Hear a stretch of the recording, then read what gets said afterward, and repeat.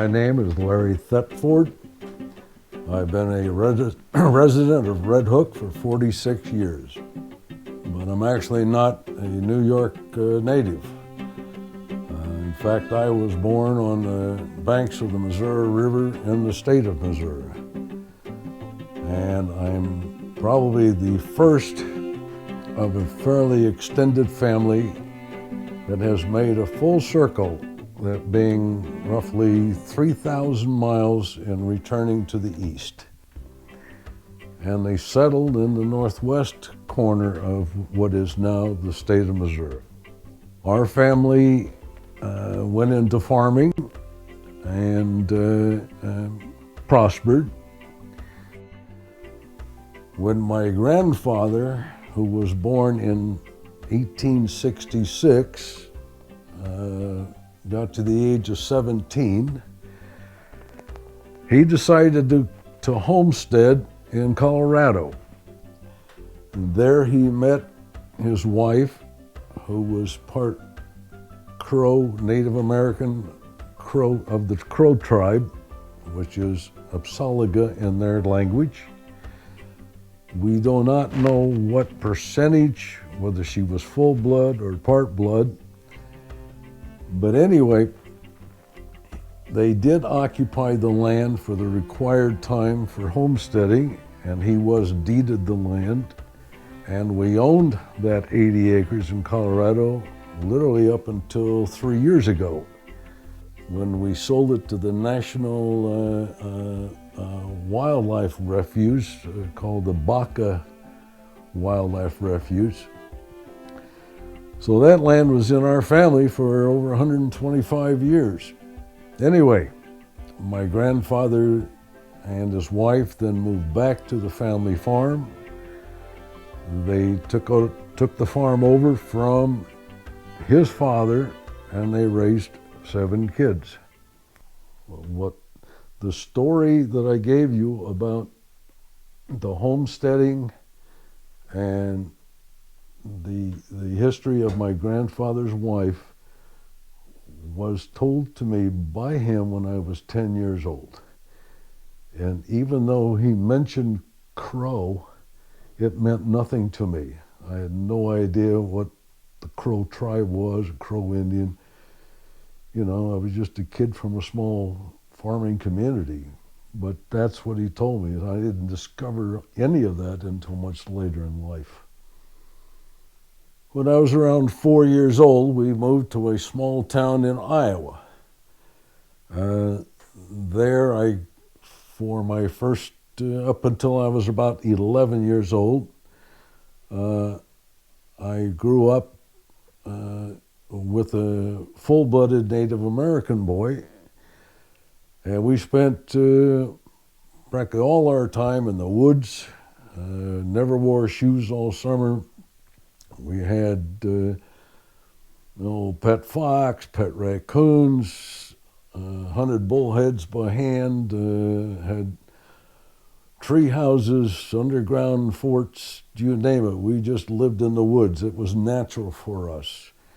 You know, the other kids were playing, Pop Warner football and Little League and so on, but we just naturally were fit for nature, you might say. Anyway, so I lived in this small town until I was around 10 or 11. It was a little larger than Red Hook, but it still was typical small town Midwest feeling. So then I went off to college at Iowa State, and majored in entomology, which is the study of insects.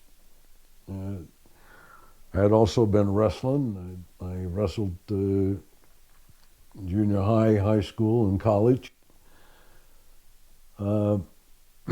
Back home, I had a summer job with a contractor building houses, but as I entered my advanced years in college, I had to get more experience in my field.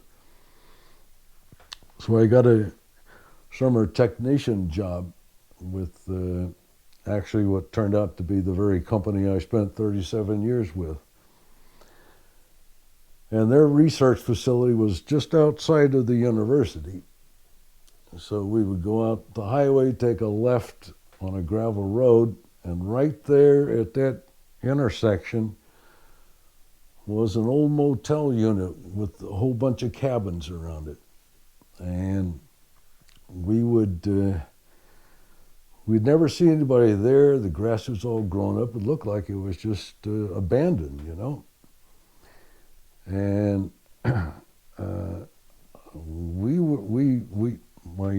my buddy and I were both putting ourselves through school. We weren't getting much parental help, so every nickel and dime was pretty important to us. So I found out who owned that old motel unit. I called the guy up and asked him if we could fix it up, could we live there? And sure enough, he said, okay. So we would steal parts and pieces out of the cabins to fix up the main house. And the electric had been turned off, so I got an electrical engineer buddy who just clipped the seal off of the electric panel and turned the electric on. So for 2.5 years, we never even paid for electricity. We had a hot water heater, but no furnace. And Iowa gets pretty cold in the wintertime. So we went to the auction, we got a bunch of rugs and lined the bedroom with rugs for insulation, and put an electric heater in there, and we were fine. I also was riding a Harley Davidson motorcycle, and it was a walk-in basement, so I would park the Harley next to a hot water heater to keep it warm so it'd start up in the morning. The only problem was that the handlebars were too wide for the basement door, so I just took an axe and I cut 2 big V's out of it, and I could ride straight out onto the highway. Surprised a few cars, but other than that. And then we fixed up one cabin, and to help make a little extra money, we ran poker games on the weekends. So any given Saturday, you'd see 8, 10, 12 cars there and motorcycles. They'd have to, as we said, pay the house to play, so we'd make some money, and then we'd make a few bucks, playing ourselves. So for 2.5 years, we paid no rent, paid no electric, and lived just fine. So people say that oftentimes they can't afford to go to college, or they're not sure if they can do it. But sometimes you just have to get out there. If you've got the desire, you've got the willpower, there are ways of getting things done. You just got to be inventive, look for opportunities, but they're out there. I can't really describe my Indian heritage, and there's a good reason. Because even though my mother lived to 102 and a half, she would never discuss Native Americans in our family. In fact, she would ask me repeatedly, why do you hop around in feathers like that? Why are you interested in this type of thing? But for people, settlers, I guess, in the Midwest, this was just a negative connotation to their family. So she wanted to have nothing to do with it whatsoever. And now, with the advent of some of the newer movies that are portraying Native culture as it really was, not the early Hollywood version where they used Italian guys, playing Indian. With such actors as Graham Greene and some of these other guys, like Dances with Wolves and The Last of the Mohicans and so forth. I think there's been a new awareness and more of an appreciation of the depth and meaning of this whole culture. And don't forget, a culture is just really basics. It's food, it's shelter, it's living, it's procreation, just to survive. That's what it's all based on. You kind of have to understand that we didn't think of ourselves as Indian. It was just kind of natural.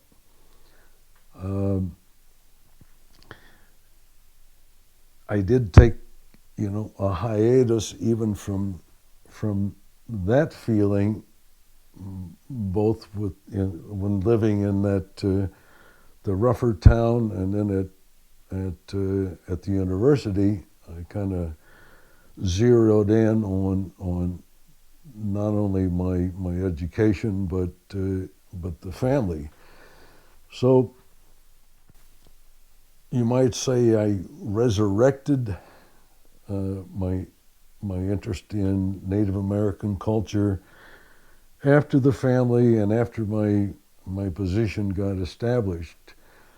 So I was probably in a range of 25 to 28 years old, and in the Midwest, I'd never even heard of a powwow, which is an Indian gathering and a dance. And I saw one advertised out here in the East in the paper. So I did go down and I found out information about organizations and people. And that was really what really kind of rekindled my interest, and it took off from there, not only for myself, but I involved my children. To this day, my son still dances, and he's 46 years old. We now have 3 grandchildren that also participate.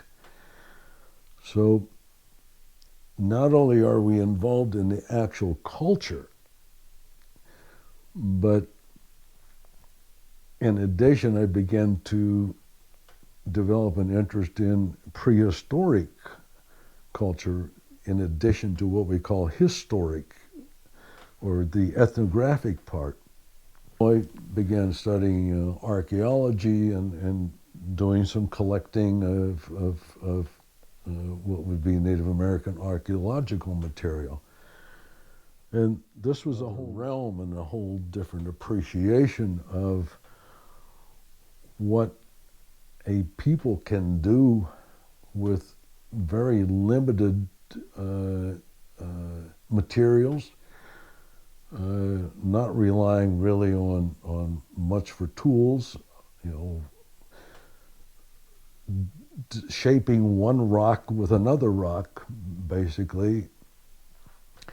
So you learn to start appreciating not just the ability to build or make a tool, but the art that's involved in this primitive type of work. And when it's all said and done, the degree that they were able to produce 5, 6, 8,000 years ago is just it's amazing how polished and how perfect that they were able to do. So it's kind of, my interest is twofold. That is, the collecting, appreciating the art, and then learning and participating in the culture itself, and involving the family in the culture, and teaching others about the culture. There are different styles of dancing. Number one, depending on maybe what tribe you're representing, or what that is, the types of clothes that you're wearing. So that goes on the butt like that, and this one comes up on the shoulders. You can see what my grandson is wearing.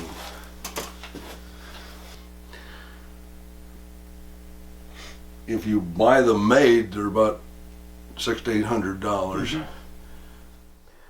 $800.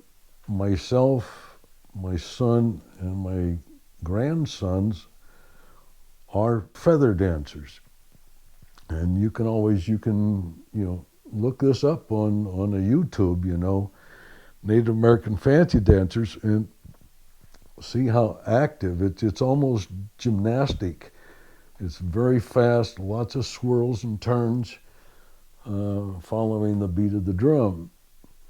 The other style is what they call more traditional. It's a little more stately, and not so fast, not so. So there are different styles. There's grass dance for the women, jingle dress dances, and they all have a different history to them. The fancy dance, believe it or not, is not a traditional dance in any stretch of the imagination. You've probably heard of the old Wild West shows, Buffalo Bill, for example. He would have, the Indians and cowboys in the arena battle it out, and then the Indians would do their dance. But, we're talking about the late 1800s, 1890, 1900, and they were doing, kind of a slow traditional dance. And he said, I have a paying public here. Can't you guys kind of, jazz it up a little bit? So that was actually the development of the fancy dance, was a suggestion, to appease the crowd. And actually they are crowd pleasers to this day. Boy, when they have a fancy dance contest, boy, the crowd goes crazy because they're just swirling and twirling all over the place. So that's it for dancing. Yeah. And one of the primary reasons is really the challenge to me. It's not the having of the items. It's can I do the research? Can I figure out how these things are put together and made? And then even a bigger challenge is to find the authentic or proper materials. Keep in mind that for sewing, for example, early on they didn't use thread. They actually used animal tissue called sinew.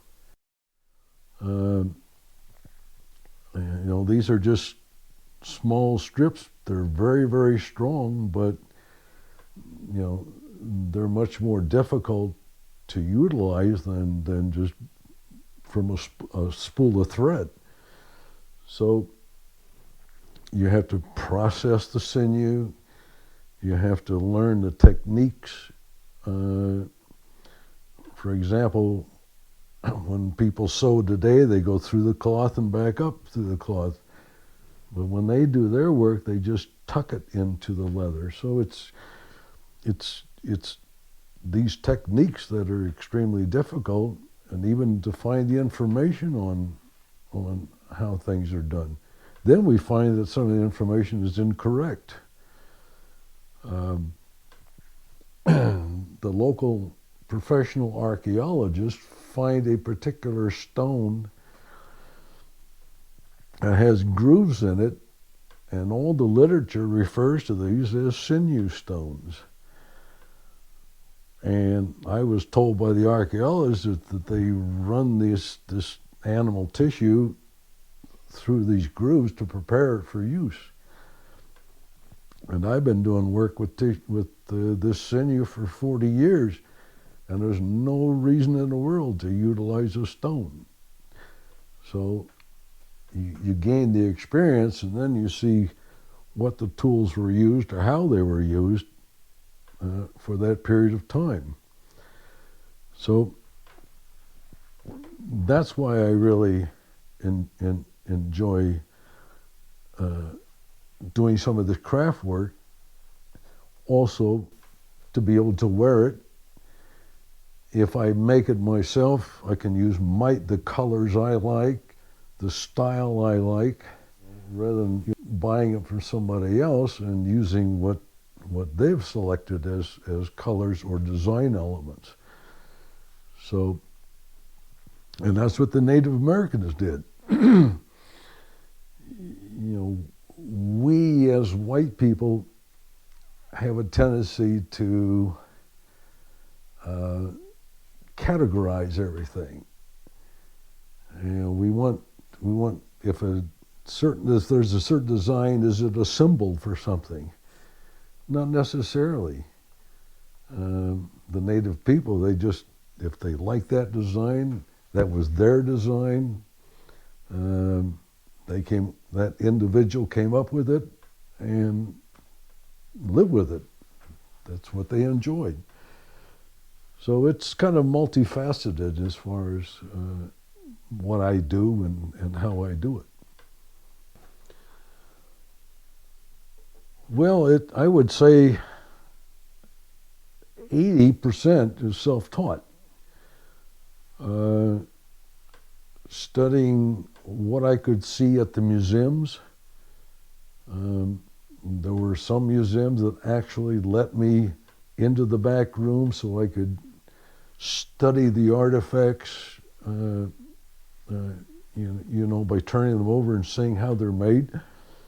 There were some early ethnographic literature that I could study, and there were a few craftspeople out there, not many, that I learned some techniques for. So it's a combination, but I'd say basically it's trial and error and learning as best I can. So I went to this powwow that was in the woods of New Hampshire, and during the course of the powwow, they did some educational activities, so I set out a display. And with the display, a little card that had my name, my address, and a description of the display. So this roughly 14-year-old kid come running up, and after reading the card, and said, "You're from Red Hook?" And I said, "Yeah, I know that." And he kept repeating that, and he said, "Well, I'm from Wappingers Falls." And I said, "Oh, that's pretty close." He came up to me and wanted to know if he could come up and visit and learn a little more about Indian culture. And keep in mind that at that time, he was going to become a music teacher. He was going to major in music both in high school and college. So sure enough, he spent a lot of here and went to a lot of powwows with me and learned quite a bit about Native culture. And now he has a PhD degree in American Indian ethnology, and is now curator at the Denver Art Museum. And in his own words, he calls me Pop now. He says, "Pop, I got the ideal job." He has a family and 2 daughters and quite happy. So this is what can happen, in mentoring someone, as an adult, taking a young person under your wing, and they can discover maybe an area that they had previously not been aware of, and can change their whole life. So it's important. And the same as I mentioned about the game of cribbage, how significant something that's seemingly insignificant can be. So that's my advice to young folks, is that become well-rounded. Don't develop what we call tunnel vision.